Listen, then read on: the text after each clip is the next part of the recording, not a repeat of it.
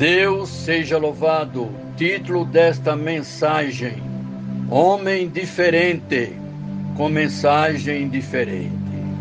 Já no Antigo Testamento, em Isaías capítulo 40, verso 3, havia o anúncio de um profeta que prepararia o caminho do Senhor.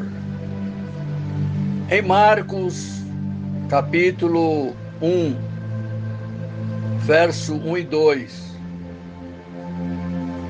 e no versículo 14 confirma que a voz que clama no deserto é referência a João Batista, e todos os arredores das montanhas da Judéia conservavam em seus corações uma pergunta: quem será, pois, este recém-nascido? Que virá a ser, pois, este menino? E a resposta foi: ele será grande diante do Senhor. Hoje em dia, a palavra grande se acha muito desgastada, pois confundimos proeminência com importância.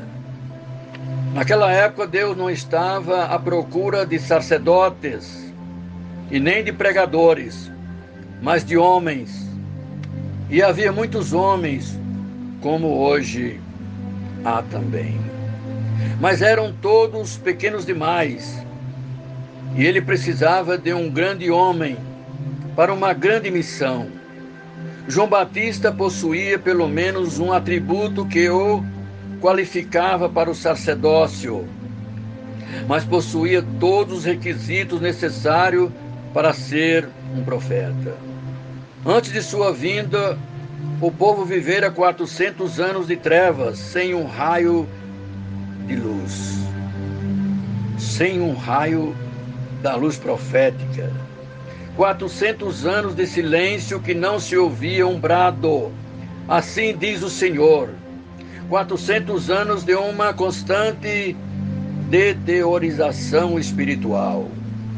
E assim Israel, a nação escolhida por Deus, estava imersa em holocaustos, cerimônias e circuncisões, fazendo expiações com rios de sangue de animais, e tendo por mediadores uma classe sacerdotal rica e saciada. Mas o que o exército de sacerdotes não conseguiram fazer em 400 anos, foi feito em 6 meses por um homem enviado por Deus, moldado por Deus, cheio de Deus, incendiado por Deus. João Batista. A preparação de João Batista foi feita na divina universidade do silêncio. Deus matricula nela todos os seus grandes homens. Embora Cristo tenha feito a sua interpelação a Paulo no caminho de Damasco, um fariseu orgulhoso, legalista e de intelecto privilegiado, e de linhagem invejável, mesmo ele precisou passar 3 anos na Arábia para se esvaziar de tudo isso e desaprender o que aprendera, para que finalmente pudesse afirmar: Deus me revelou o Senhor. Deus pode preencher em 1 minuto o que levamos anos para esvaziar. Glória a Deus. Jesus disse: ide, mas também ordenou: permanecei até que. Aquele que resolver permanecer num aposento a pão e água, sem nenhuma leitura a não ser a Bíblia, e sem companhia alguma a não ser do Espírito Santo, ou sofrerá um colapso nervoso, ou terá tal experiência com Deus que sua vida e ministério serão evolucionados. Depois disso, feito como Paulo, ele será conhecido até no inferno. João Batista ficou na divina escola do silêncio, no deserto até o dia que se manifestou ao povo. E quem poderá estar mais bem preparado para aquela tarefa de despertar do seu sono carnal aquela nação adormecida do que aquele profeta queimado do sol, batizado com espírito e com fogo, moldado no deserto e enviado por Deus. Nos olhos ele trazia a luz de Deus, na voz a autoridade divina e na alma o mesmo ardor de Deus. Quem, pergunto eu, quem poderia ser maior do que João? É verdade que ele não fez nenhum sinal e não ressuscitou nenhum morto, mas ele fez muito mais. Ele ergueu uma nação morta. Este profeta vestido de couro, com ministério de curta duração, era tão ardoroso, e sua luz tinha tal brilho que os que ouviam as suas mensagens fervorosas iam para casa em insônia, até que sua alma se quebrantava em arrependimento. Entretanto, tinha uma doutrina diferente, sem holocaustos, sem cerimônias, sem circuncisão. Tinha uma dieta estranha, sem vinho, sem banquetes. Tinha roupas estranhas, sem filactérios, nem vestes farisaicas. É verdade, mas João era grande. As grandes águias voam sozinhas. Os leões maiores caçam sozinhos. Bendito é o nome do Senhor. As almas grandiosas vivem sozinhas, a sós com Deus. É muito difícil suportar tal solidão.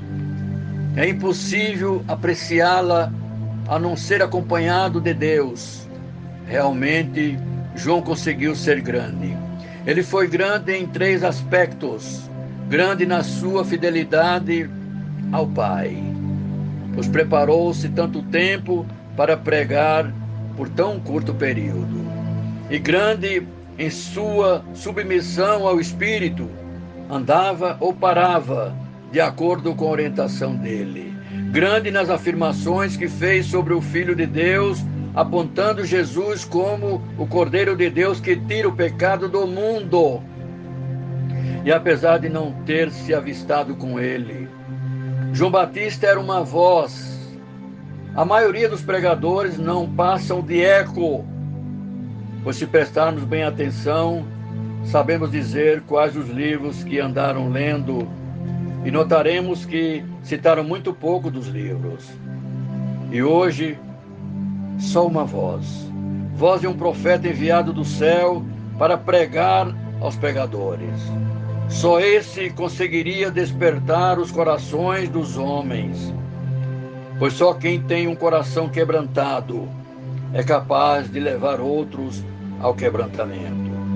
Queridos irmãos, nós temos equipamentos, mas não temos poder. Temos ação, mas nenhuma unção. Barulho, mas não avivamento. Somos dogmáticos, mas não dinâmicos. Bendito é o nome do Senhor. Em todas as eras, tem se iniciado com fogo. Bendito é o nome do Senhor. E todas as vidas, seja de pregadores ou prostitutas, vão se findar em fogo. O fogo do juízo para uns, fogo do inferno para outros. Alguém bradou: salvemos as almas do fogo do inferno, aliviando-lhes o sofrimento com o sangue precioso de Jesus Cristo. Ah, meu querido irmão, temos uma só missão: salvar almas, e no entanto elas estão perecendo. Pensemos nisso. Existem milhões, milhares de milhões que precisam de Jesus Cristo e sem a vida eterna.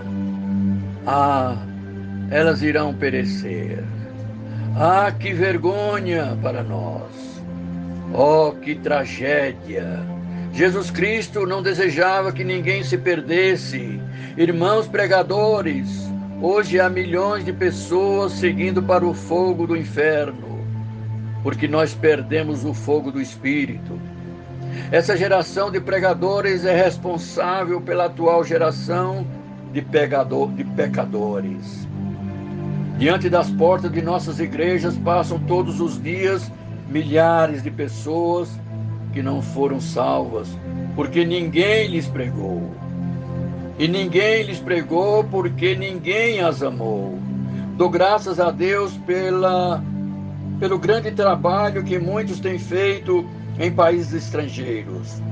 Contudo, parece estranho que aparentemente tenhamos maior preocupação com aqueles que se encontram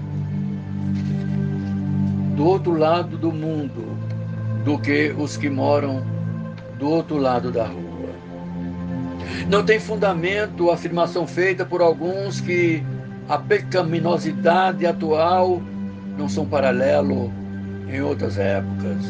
Pois Jesus disse o seguinte: assim como foi nos dias de Noé, será também nos dias do Filho do Homem. A descrição como foi nos dias de Noé encontra-se no livro de Gênesis capítulo 6, verso 5. Pois via o Senhor que a maldade dos homens tinha se multiplicado na terra, e que era continuamente mal, todo o desígnio do seu coração. Então o mal era total, todo o desígnio era contínuo, continuamente mal. Era, e assim é também agora. O pecado está recebendo uma fachada de embelezamento, que está se popularizando, entrando por nossos ouvidos através do rádio, pelos olhos através da televisão e das revistas. Os membros das igrejas se acham saturados das pregações e cansados dos ensinos que ouvem. Estão saindo dos cultos da mesma forma que entraram, sem visão, sem fervor algum. Ó Deus, envia para essa geração milhares de João Batista, para arrancar os curativos que os moralistas e os políticos colocaram sobre o pecado das nações. Assim como Moisés não pôde deixar de notar a sarça que ardia, assim ninguém vai se enganar quando ver um homem em chamas. Deus vence um fogo com outro fogo. Quanto mais fogo houver nos púlpitos, menos pessoas haverá no fogo do inferno. João Batista, ele foi um homem diferente, com uma mensagem diferente. Assim como o réu acusado de assassinato empalidece ao ouvir o juiz pronunciar a sentença, culpado, assim também aquele povo ouviu João clamar: arrependei-vos. E esse clamor ecoou no secreto de suas mentes, despertando lembranças, fazendo pesar a consciência e levando-os a buscar o batismo. Dominados pelo temor, e após o Pentecostes, a pregação de Pedro, que acabara de receber o batismo de fogo e do Espírito, abalou os que ouviram, e eles clamaram: que faremos, varões e irmãos? Imaginemos que alguém lhes respondesse: assine esse cartão de membro, passe a frequentar a igreja regularmente, pague sempre o dízimo. Não, 1000 vezes não. Mas inspirado pela unção do Espírito, João dizia: arrependei-vos. E eles se arrependeram.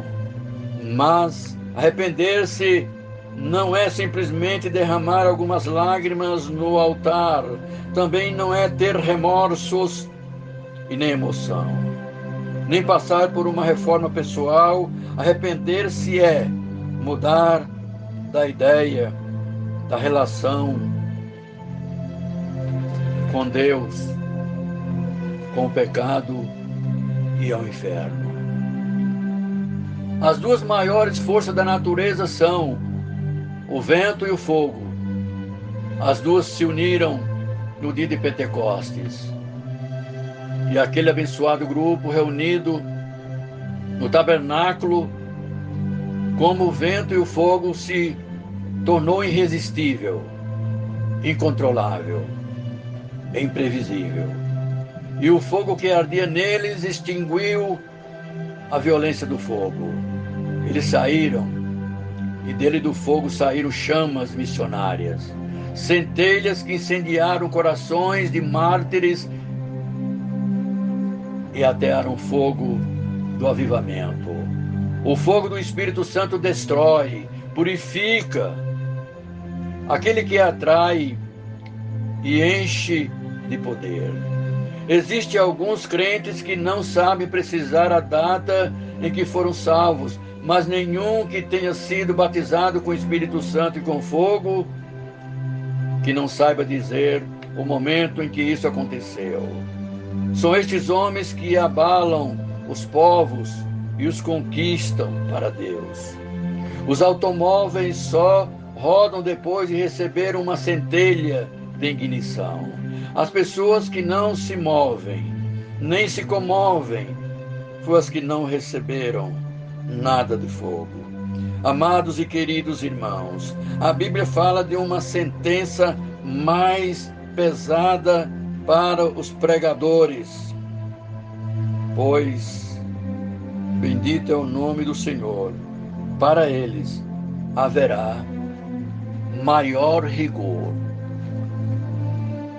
Conforme está escrito em Tiago capítulo 3, pode ser até que quando estiverem perante o trono do julgamento divino, os pecadores lhe dirão: bendito é o nome do Senhor. Pregador, se o Senhor tivesse o fogo do Espírito, eu não estaria indo para o fogo do inferno. Meu querido irmão, a promessa do Pai é para você. Onde quer que você esteja, numa missão estrangeira, numa casa rica e confortável, ou no gabinete pastoral. Se estiver sentindo-se quebrantado, pronto a render as armas, ajoelhe-se e faça das suas palavras a seguinte oração: manda, Senhor, manda o fogo para fortalecer o meu coração, e que eu viva para salvar o mundo que está perecendo. Em teu altar agora, deposito a minha vida e o meu ser. E em sinal de aceitação dessa minha oferta, peço-te, em nome de Jesus, envia sobre ela o fogo divino. Hoje temos uma igreja fria, no mundo frio, porque os pregadores são frios. Manda o teu fogo, ó Senhor, para que possamos seguir a carreira que nos está proposta, olhando somente para Jesus, autor e consumador da fé. Deus, por Jesus Cristo, seja em eterno glorificado.